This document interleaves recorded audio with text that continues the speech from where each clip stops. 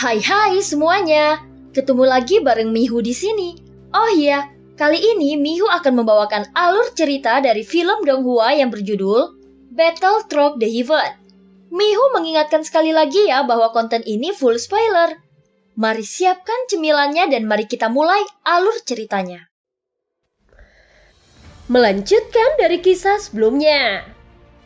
Saat ini Xiaoyan benar-benar ingin tahu bagaimana kekuatan mantan makhluk tertinggi di 9 dunia utama. Ngomong-ngomong, aku mendengar bahwa Senshi memiliki makhluk tertinggi yang bernama Zuzang. Aku tidak tahu tingkat kekuatan apa yang telah dicapai oleh Zuzang yang legendaris itu. Ucap Xiaoyan menoleh untuk melihat Yulan nomor 6. Untuk mencari tahu, dia sengaja menggunakan pertanyaan ini untuk menguji lebih lanjut tentang identitas Yulan nomor 6. Begitu kata-katanya keluar, para tokoh biru lainnya menoleh ke arah Yulan nomor 6. Pertanyaan yang diajukan Xiaoyan bukanlah rahasia. Menurut rumor, Zuzang sudah sangat dekat dengan level puncak yang diketahui sejauh ini. Namun tidak ada yang tahu apakah itu benar-benar tercapai atau tidak. Lagi pula, Zuzang sudah lama mati dan banyak hal yang belum diverifikasi.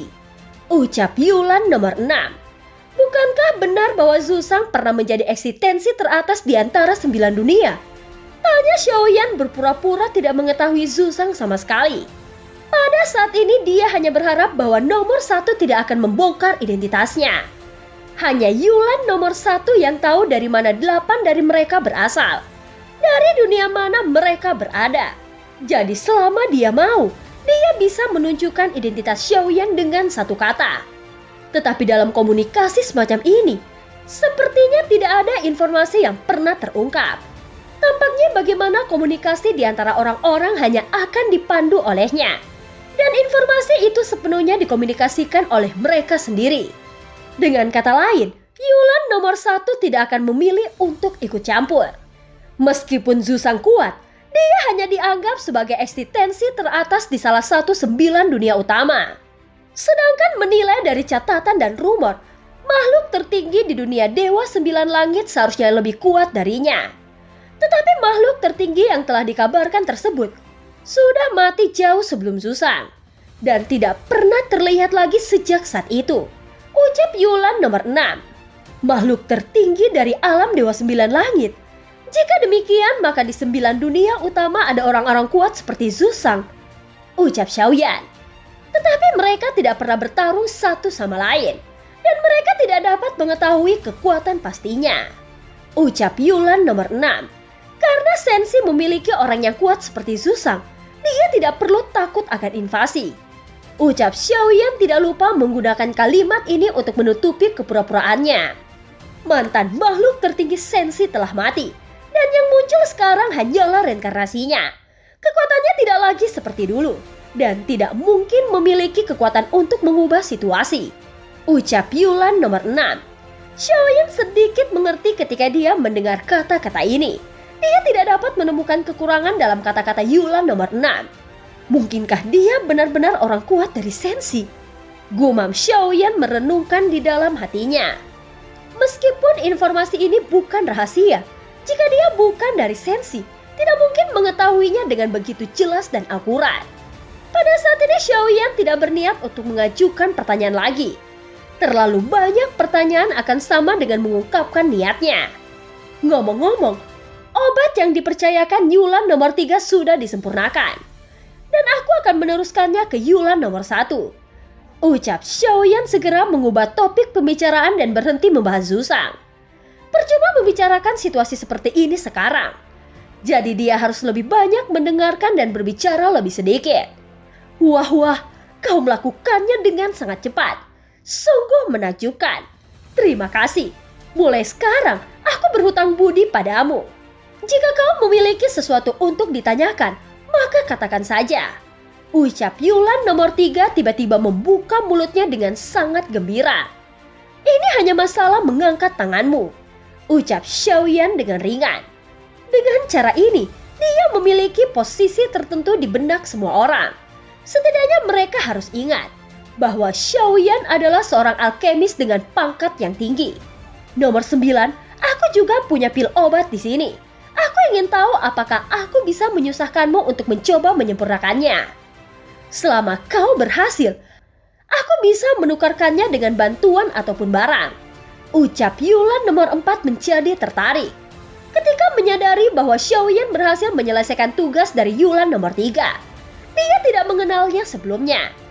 Jadi sebelum ini, ia tidak mempercayai Xiaoyan untuk dapat memurnikan pil obat bermutu tinggi. Tentu saja, tetapi tergantung pada tingkat pil obatnya. Selain itu, aku mungkin tidak dapat memurnikannya tepat waktu. Ucap Xiaoyan tidak menolak.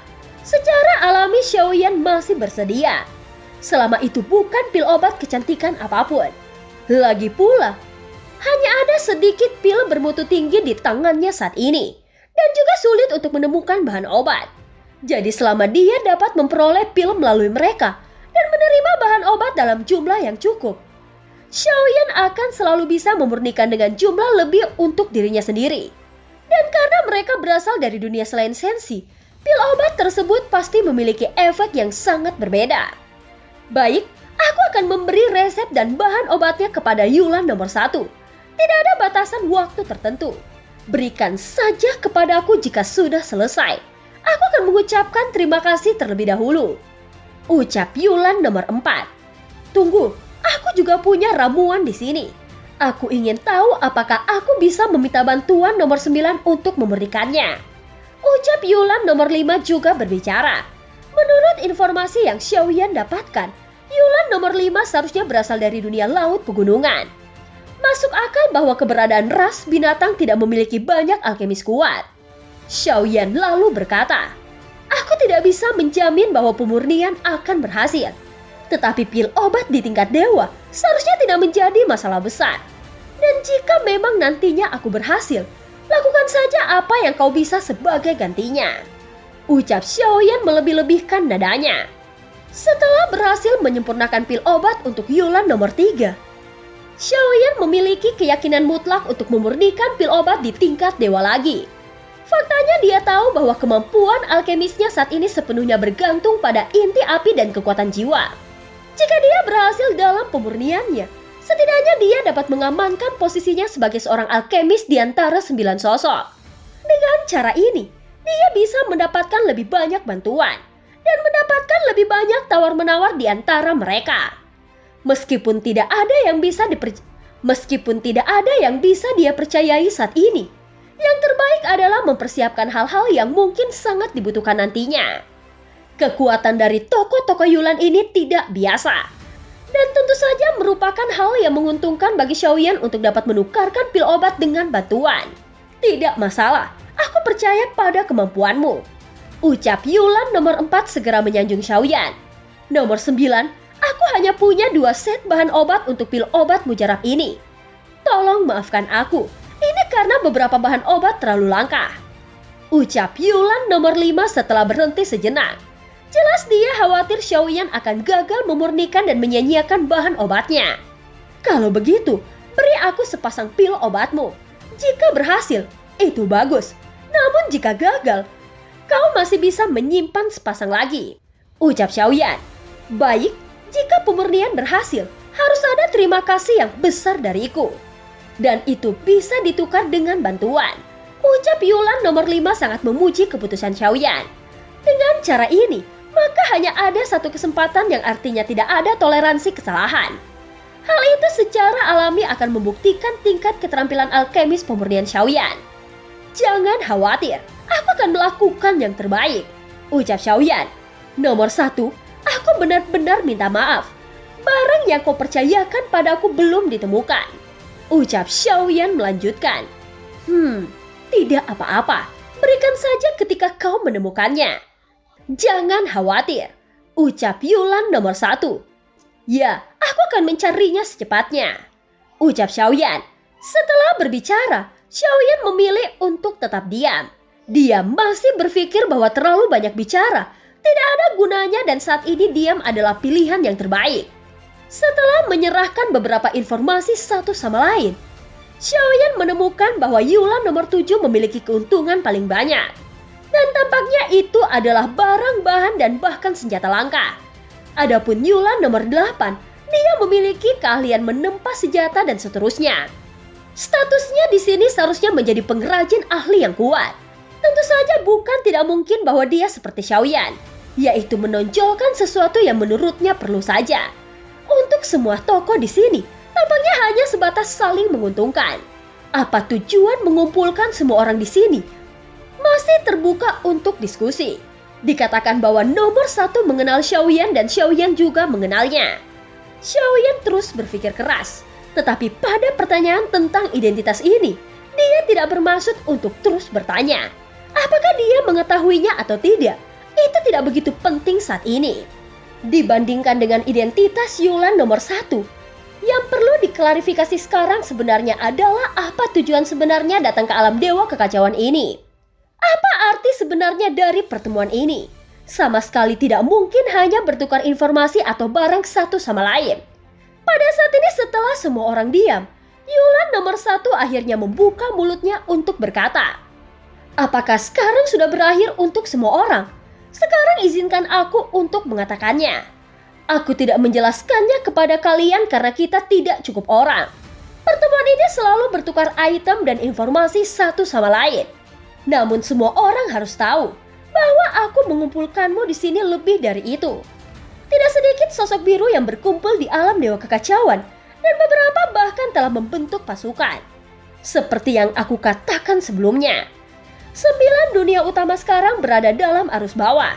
Dan ini kemungkinan besar berasal dari alam dewa kekacauan. Tentu saja itu dapat mempengaruhi 9 dunia utama. Tingkat arus bawah ini lebih besar dari yang dibayangkan. Karena kita tidak dapat mengubah arus bawah yang mempengaruhi 9 dunia, maka kita juga akan menjadi salah satu arus bawah dan pergerakan ke arah tertentu. Satu hal ini bukanlah rahasia, karena semua orang bisa datang ke alam dewa kekacauan ini. Tidak peduli apa kekuatanmu yang sebenarnya. Kalian semua adalah makhluk yang diakui oleh pohon dunia. Untuk dikenali oleh pohon dunia dan datang ke alam dewa kekacauan ini, kalian pasti memiliki kemampuan untuk mengubah aliran waktu yang panjang. Kita harus melakukan beberapa hal secara bertahap. Ucap Yulan nomor 1. 8 sosok Yulan lainnya semuanya menghadap Yulan nomor 1. Bahkan Xiaoyan menoleh dalam sekejap. Inilah yang paling ingin dia ketahui. Apa tujuan pertemuan mereka di sini? Tanpa diduga, Yulan nomor 1 memilih mengatakannya. Tapi itu sangat samar dan bahkan Xiaoyan tidak bisa mengerti banyak. Apa yang dia katakan tidak cukup tepat. Tentu saja beberapa hal tidak mungkin diungkapkan dengan kata-kata. Lalu, apa yang harus kita lakukan?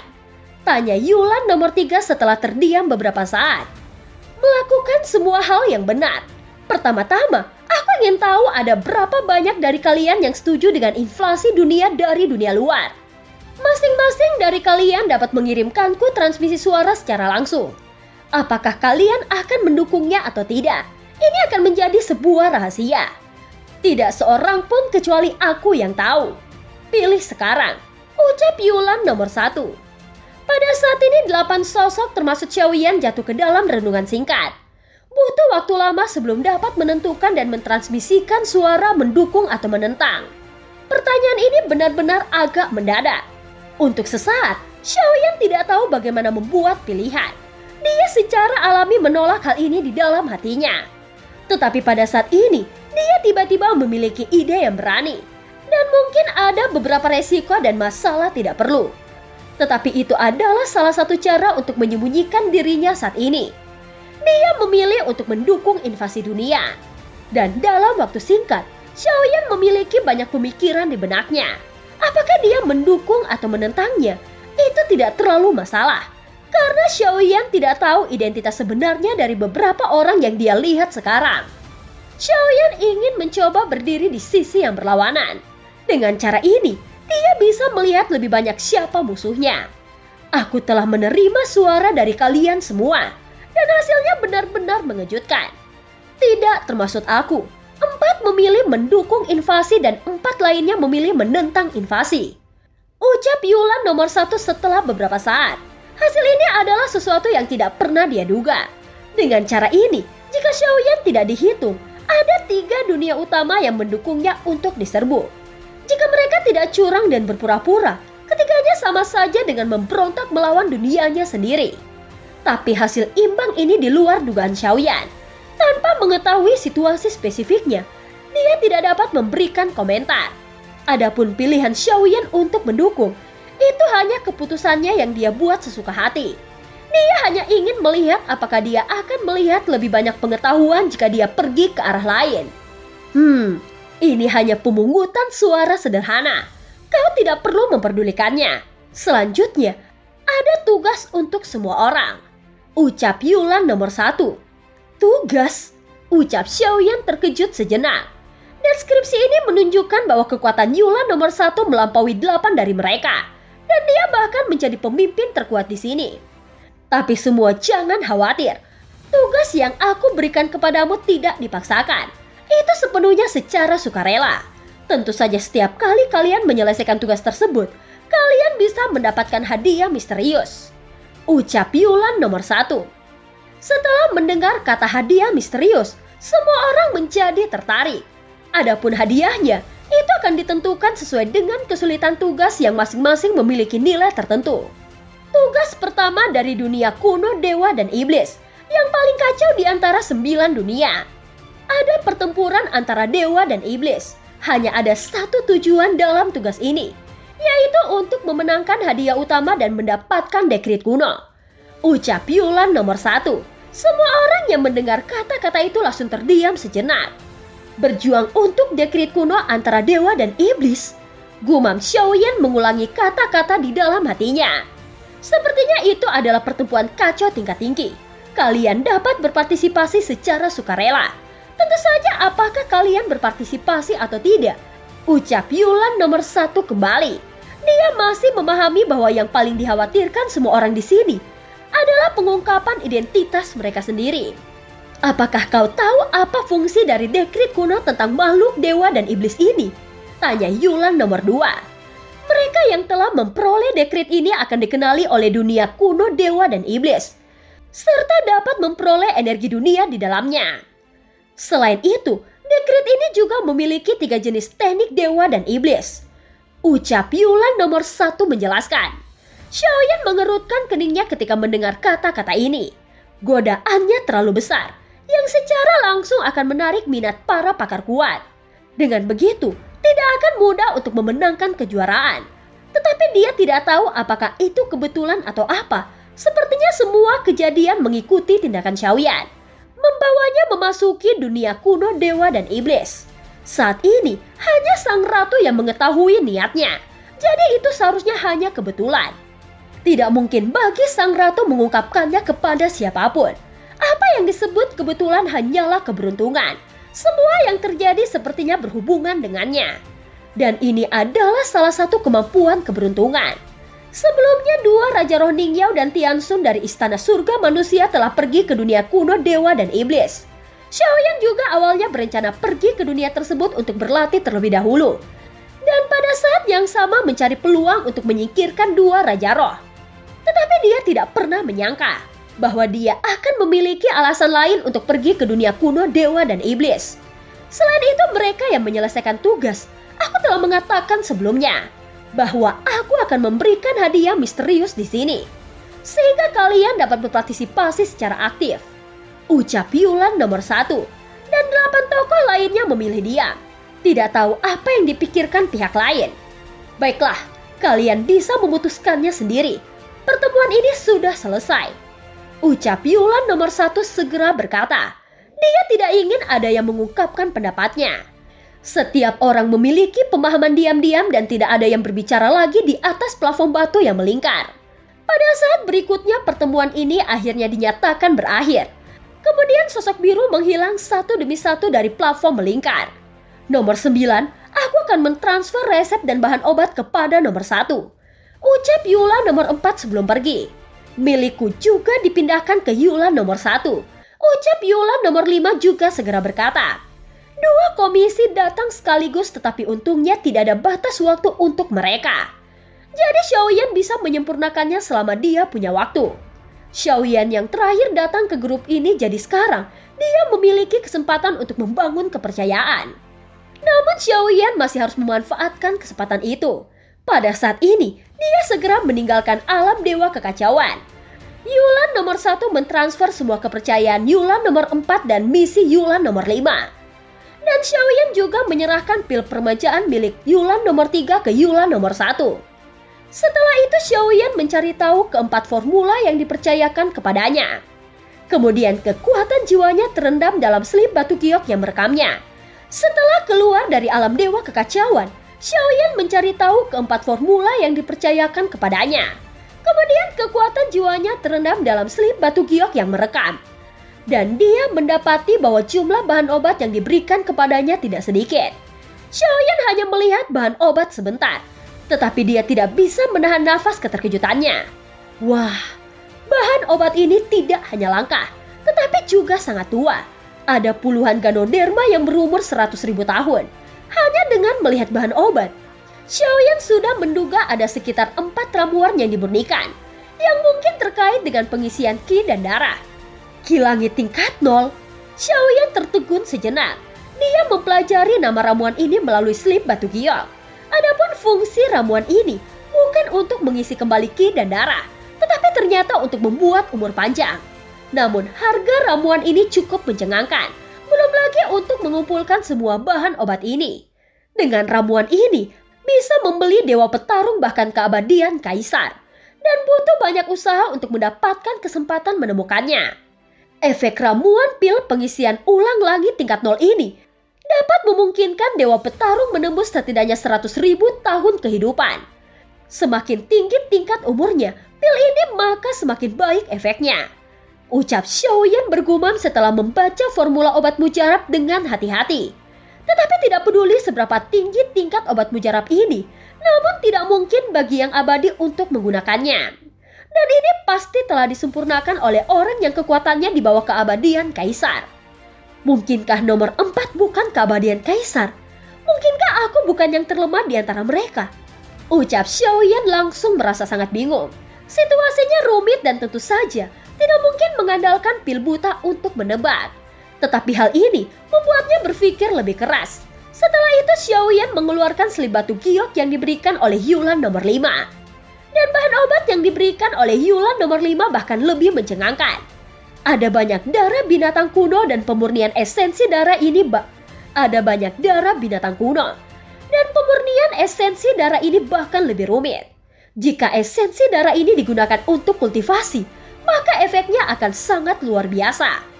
Biasanya esensi darah semacam ini memiliki daya tarik yang besar bagi keberadaan Warcraft. Bahkan berpengaruh besar pada roh primordial Kaisar Naga. Xiaoyan menoleh dan tidak ada catatan yang jelas dalam formulanya. Obat mujarab ini cocok untuk Xiaoyan. Jadi dia hanya bisa membuat perkiraan kasar. Berdasarkan formula obat mujarab tersebut, mungkinkah fungsi pil ini adalah untuk mengurangi peradangan yang digunakan oleh evolusi naga tertentu? Xiaoyan mencoba menebaknya setelah membaca resepnya dengan cermat. Alisnya berangsur-angsur berkerut dan tingkat kesulitan obat ini secara keseluruhan lebih sulit daripada pil pengisian ulang langit tingkat 0. Meskipun itu masih ramuan dewa, namun akan sangat sulit untuk menyempurnakannya. Tentu saja alkemis biasa tidak dapat memurnikannya sama sekali. Karena tanpa jantung api, mereka tidak akan dapat memurnikan bahan obat ini sama sekali. Dua pilihan yang dipercayakan kali ini jauh lebih sulit daripada yang dipercayakan oleh Yulan nomor 3 sebelumnya.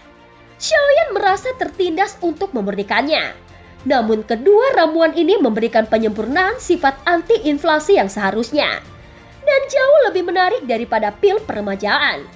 Pada saat ini, Xiaoyan telah berada di Bahtera dan saat ini Bahtera mereka masih terus bergerak di alam bintang patah.